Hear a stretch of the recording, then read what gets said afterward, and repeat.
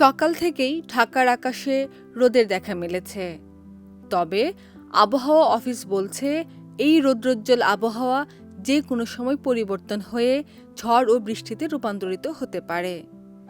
একই সঙ্গে দেশের কোথাও কোথাও মাঝারি ধরনের ভারী থেকে অতি ভারী বর্ষণেরও পূর্বাভাস দিয়েছে বাংলাদেশ আবহাওয়া অধিদপ্তর। সংস্থাটির পূর্বাভাসে বলা হয়েছে, ছত্তিশগড় ও তৎসংলগ্ন এলাকায় অবস্থানরত গভীর নিম্নচাপটি পশ্চিম দিকে অগ্রসর হয়ে একই এলাকায় অবস্থান করছে।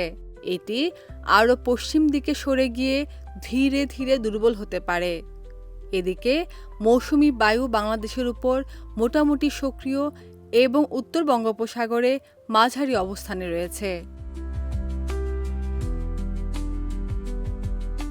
এর প্রভাবে রংপুর, ঢাকা, ময়মনসিংহ, বরিশাল, চট্টগ্রাম ও সিলেট বিভাগের অধিকাংশ এলাকায় এবং রাজশাহী ও খুলনা বিভাগের অনেক স্থানে অস্থায়ী দমকা হাওয়া সহ হালকা থেকে মাঝারি ধরনের বৃষ্টি বা বজ্রবৃষ্টি হতে পারে।